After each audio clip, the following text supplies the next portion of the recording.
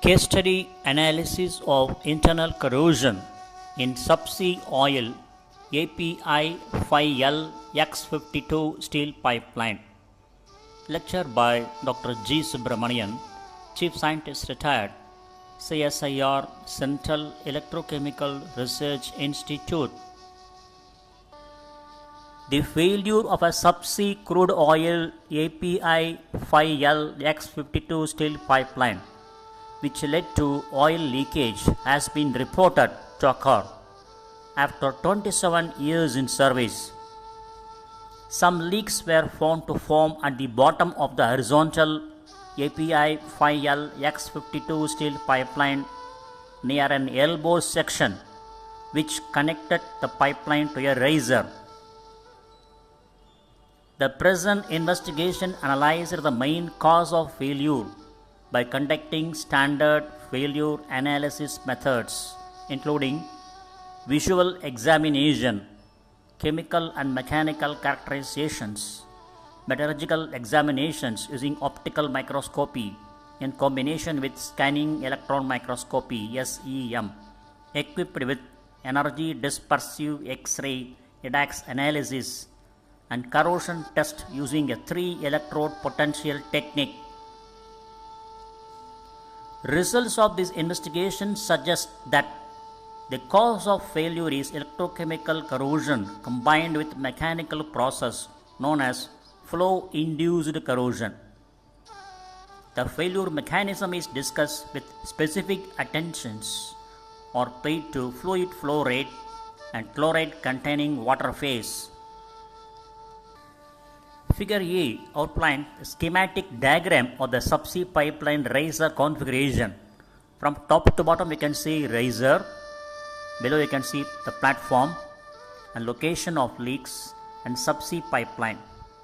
On the right side you can see the figure B, view of the failed subsea pipeline.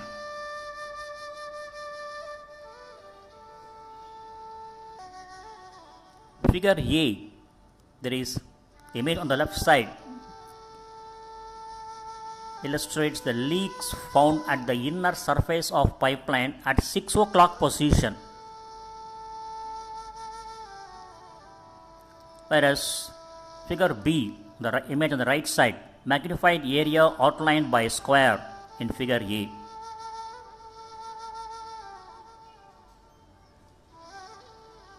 You can see erosion, see-through pitting, corrosion. Specification and operating data.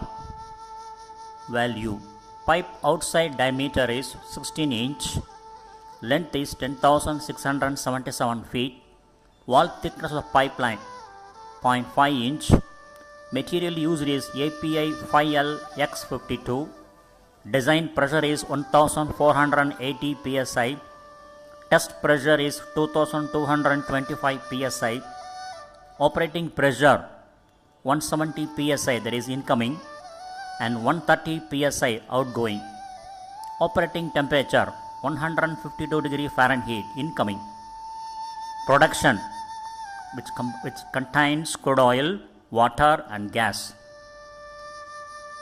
About 2576 BOPD barrel oil per day and 28.345 BWPD barrel water per day and 0.441 mm SCF gas per day. Table 1 gives you the chemical compounds of pipelines under study, weight percentage. The pipeline weight material pipeline, and below gives you APL 5L X52. So the pipeline used contains carbon 0.166, manganese 0.608, silicon 0.262, phosphorus 0.094, sulfur 0.2024, aluminum 0.042, niobium 0.022, vanadium 0.010, nickel 0.066, chromium 0.045, titanium 0.007, molybdenum 0.062 and copper 0.133. Whereas the composition of API 5L X52 would be carbon 0.29 maximum, manganese 1.25 maximum, silicon 0.35 maximum, phosphorus 0.04 maximum, sulfur 0.05 maximum, aluminum 0.04 maximum, niobium 0.05, vanadium 0.07, others are dash dash dash.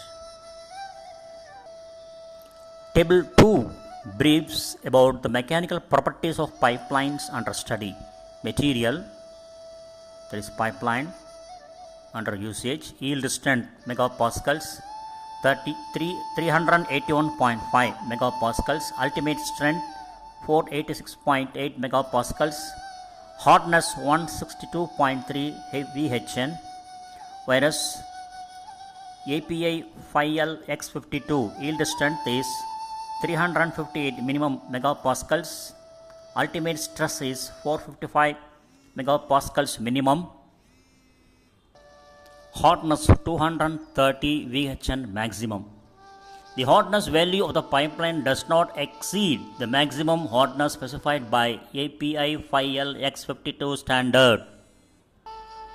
Table 3 provides chemical composition of water which travel in the pipeline system. Parameter pH unit nil, value 8.5, chloride unit ppm, value 7183, sulfate 324 ppm, bicarbonate 279 ppm. Based on the results of chemical composition, microstructural examination and mechanical property tests, it is concluded that the pipeline material is closely matched to API 5L X52 carbon steel. Figure on the top left side gives you the view of microstructure of the pipeline under investigation, that is, optical photomicrograph of the pipeline under study. It can be seen that the microstructure of the pipeline is composed of ferrite and pearlite, as commonly seen in low carbon steels. These fine grained ferrite and pearlite are elongated along rolling direction, known as texture. Such microstructure can give high strength in steels via grain refinement according to Hall-Petch relationship, and good impact toughness to meet stringent requirements of pipeline material. Figure 4, left down images on the bottom side, gives you the surface profile of pipeline along the flow direction. The figure 4 shows a surface profile taken from longitudinal section of the teardrop shaped pits.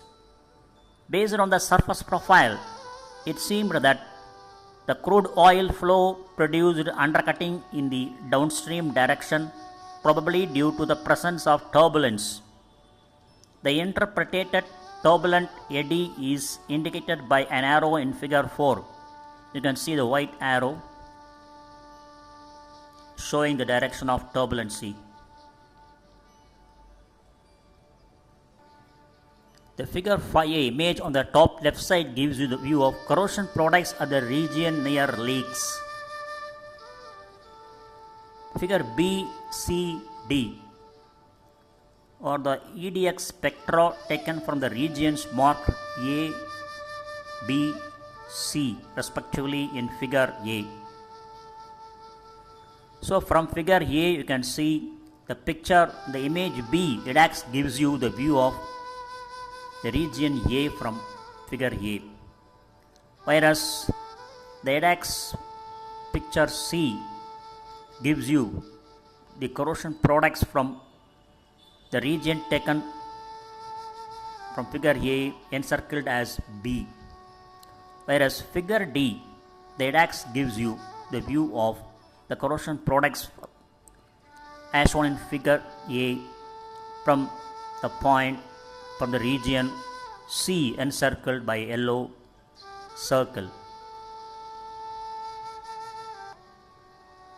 Results of SCM microanalysis on the corroded surface near corrosion pits are shown in figure 5A. with the EDAX spectra are shown in figure 5b, c, d. It can be seen that the region marked A in figure 5a is the inner layer of the corrosion product, where this layer is directly in contact with the steel pipeline surface. The EDAX microanalysis taken from this region reveals elements such as iron, oxygen, carbon, chloride, with low levels of sodium, magnesium, silicon and sulfur. Figure 5b suggesting that this inner layer is in the form of iron oxychloride as a result of chloride attack on the hydrated passive film iron oxyhydroxide. Region marked B in figure 5a seems to be intermediate layer, and it is composed of mainly iron and oxygen with a considerable amount of sulfur shown in figure 5c, that is EDAX. At outer deposit, that is the region marked C in figure 5a, oxygen easily comes into contact with the deposit, and as suspected, this deposit consists of mainly iron and oxygen, figure 5d, probably in the form of hydrous ferrous oxide Fe2O3 NH2O or ferrous hydroxide FeOOH twice. It seems that the chemistry of the oxides changes from metal rich to oxygen rich as the distance moves from metal oxide interface, figure 5b, to outer deposits, figure 5c and d. These various corrosion products are consistent with the work reported by some researchers. Of note it is that carbon present in corrosion products probably comes from hydrocarbon and bicarbonate, whereas chloride is resulted from chloride ions dissolved in water. The presence of sulfur in corrosion deposit is likely associated with sulfate in the water.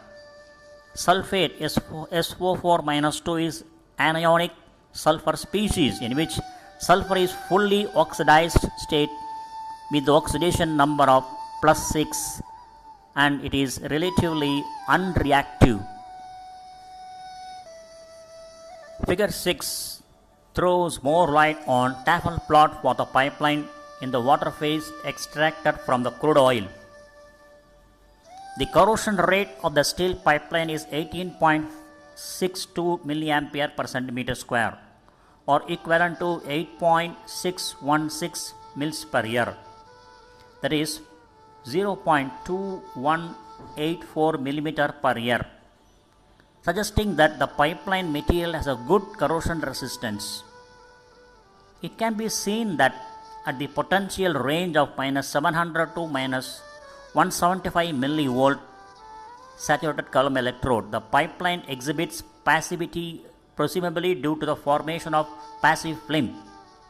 Pitting corrosion could be linked to aggressive agents such as chloride, which destroy the passive film locally and catalyze the liberation of Fe+3 ions.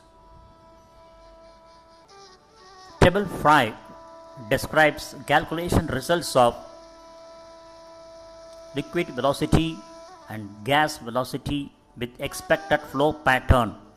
Liquid flow rate 4.7918 into 10⁻³ meter cube per second.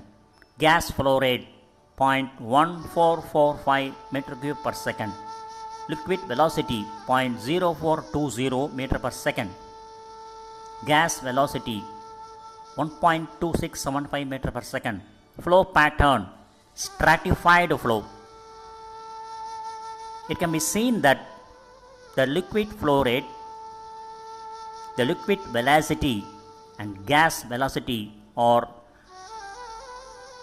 relatively low and based on gas liquid flow regime curve for horizontal pipeline. The flow pattern is expected to take place in the form of a stratified flow where the gas and liquid completely segregate from each other as shown in figure 7 at the bottom. In such a case as this, water preferentially forms at the bottom of the pipeline, allowing the pipe surface to come into contact with water phase. You can see the figure 7, gas liquid stratified flow in horizontal pipeline. So liquid phase is at the bottom of the pipeline, and whereas gas phase is above the liquid phase. So this leads to stratified flow. Based on visual analysis, it can be seen that the leaks are in the form of teardrop shaped pits or grooves at the bottom of the pipeline.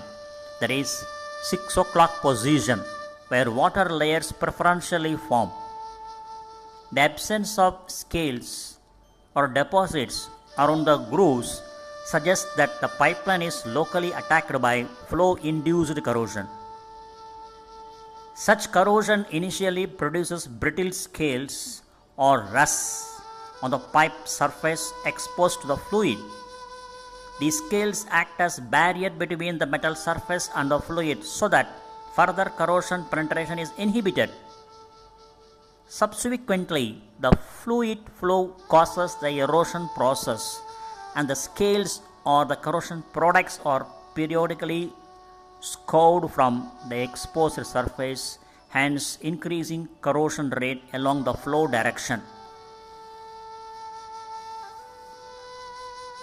The flow analysis reveals that the flow pattern is expected to take place in the form of stratified flow, where the gas and liquid completely segregate from each other and water lies present at the bottom of the oil pipeline.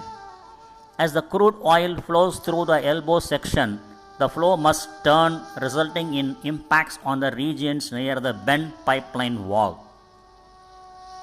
This impact, combined with the chloride in the crude oil, the eddy current and possibly entrainment of sand in the pipeline, have a potency to destroy the protective film.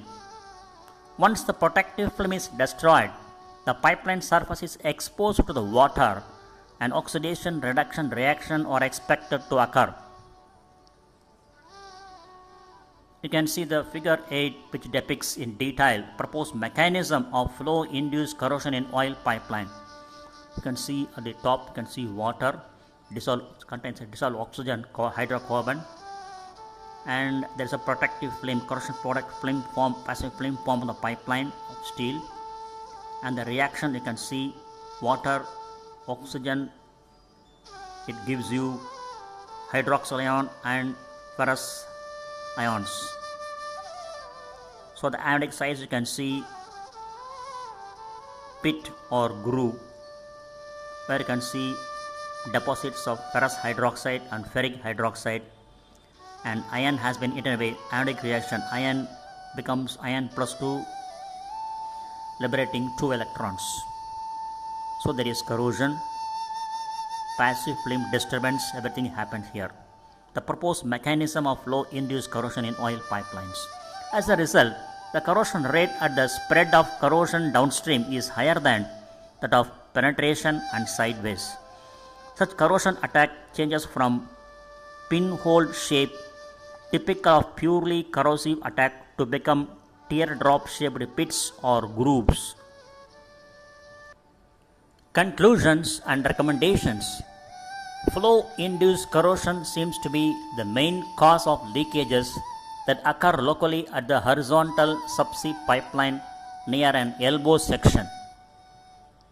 Combined effect of pitting corrosion and erosive flow increases corrosion rate along the flow direction, resulting in teardrop shaped pits. The damage prevention options are suggested.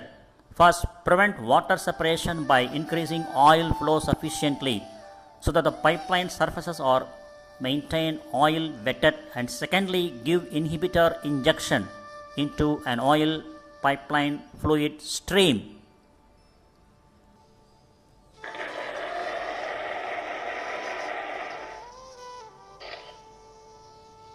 Thank you very much for watching this video, and thanks for your patience.